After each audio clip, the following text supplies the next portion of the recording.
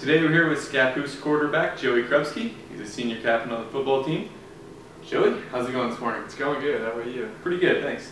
So you guys are off to a heck of a start, 2-0, scoring a bunch of points. I think you guys are the tops in 4A. What's been the key to having the offense click? You know, all of off-season we've been training together. We've been doing all of our practices together. I mean, the guys who are on starting right now, we've grown up together ever since the second grade, third grade, playing Pee Wee football together. So we have this sense of brotherhood and bonding that we know that we can count on. So it feels like an actual family out there on that field. So we rely on each other, we get our jobs done, and we all click as a unit. Now, playing since second grade, have you guys been kind of running the same sort of offense that whole time, or has it kind of gone through a few different? It's gone through phases. It's definitely gone through phases. I remember, like, third grade when I first started playing quarterback. Second grade I was a running back as a little kid. No, but the third grade we were under center, and it was majority like sweeps and tosses to the outside. And then towards mid school we started getting to what the offense is now, how we're shotgun spread with a single running back, and then from there on it's just been the same. Okay. Now you personally are off to an incredible start with 10 touchdowns, you know, rushing, passing, interception returns throughout the first 2 games. Did you envision that kind of a start for yourself? No, I did not. I mean, I envisioned the team scoring that much together, not just me alone, but there's so much credit due to the line, to the running backs, to the coaching staff. Like, all season, all preseason, we've been preparing for this. And we just came out there and it all clicked and it was working perfect. Yeah, what's been the feeling like? Both your games have been at home with the crowd out there. Your senior year starting at quarterback. I know you had a couple starts last year, but it seems like it's kind of your team this year. So what's that been like being out there on Friday nights? Words can't explain it. It's amazing. It's just being able to go out there, seeing all the crowd, and knowing that they're going to be watching you start and you play. Like you said, it is like my team. It's my offense. I mean, the coaches obviously are playing. They're calling the plays, but when it comes down to it, it's the 11 guys on the field. Like, that's what's going to make it happen. And just be able to look at the crowd and just see that many people just watching you is loud. It's intimidating a little bit, but it's fun. It's awesome. Now, you're in a unique situation this year being the quarterback. You got your twin brother playing receiver. And the first half, before he got that concussion, you guys, you know, hooked up, I think, 7 times for 185 yards or something ridiculous. What's that been like? That goes back to Pee Wee ball. I mean, we used to, even then, throw the ball and get the connections, get the touchdowns, but on the high school level, at our senior year, to be able to do that takes skill on both parts for him, to be able to know how the defense runs, for me to be able to throw it to him, be able to read the defense and know where he's going to be open at, and it's amazing. Like, to have a little brother, I'm going to call him, he's going to get mad at me for that, to be out there on the field with him and just cherish those moments together. It's amazing. It's fun. Now, it sounds like over the offseason, the two of you guys were working hard, either in the weight room, getting out on the field, throwing passes. Both your quarterbacks coach, Svensson, and your head coach, McNabb, have talked a lot about your work ethic through the offseason. What was your kind of workout regimen, or what was your program over the last year or so? So this summer, by far, has had the most ups and downs in terms of weight rooms. Like, I've had days where I'd go in and it'd be the hardest workout I've ever done, and then the next day I'd come in and it's just speed and agility. But those little speed and agility days make up for a lot. And given a week of 5 days, Monday through Friday of being out in the gym, it'd be at least 1 workout a day, and then some days it'd be 2. I usually go Monday, Wednesday, Friday as 2 days. So I'd get a handful of workouts in per week, and Saturday and Sunday were reco, ice baths, rapping, just recovering. And that was all summer long? That was the entire summer. Wow, that's impressive.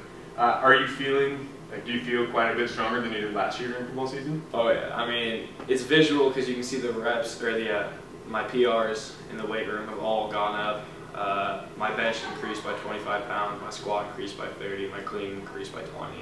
So you can see those visual results there, let alone, I feel like when I get hit, it's not as hard as it was last year. I could feel the weight of other people last year, but this year it's just, I get hit, I bounce back up. What about on the other side of the ball when you're playing safety? Do you feel like you got a little extra oomph when you're Oh yeah, I definitely feel that. I've gained, from last year, I've gained 10 pounds. I'm trying to make it 15 by the end of the season so far, but I definitely feel like, because I can fly downhill now a little bit faster than I was last year. Flying downhill, I can get the tackles. Even or guys who come to block me, I can blow them up. I'm physical, and my body isn't as bad as it was last year, in pain-wise. It's not hurting. So in the weight room, I've seen the board up there that's got, you know, the I guess the list of bench and squat and clean. Where do you stack up on that list? So on bench, I'm second, and should be first right now because I beat the first guy out, but he hasn't adjusted it. So technically, I'm second with a bench of 260, but I just got 275. And then squat, I'm midway. I just got 305, so that puts me around 7th. And then clean, I'm sitting about 4th, close to the top, behind my brother. I don't know how he does it, but he does. I mean, I outlift him and everything else, but he can clean like a madman.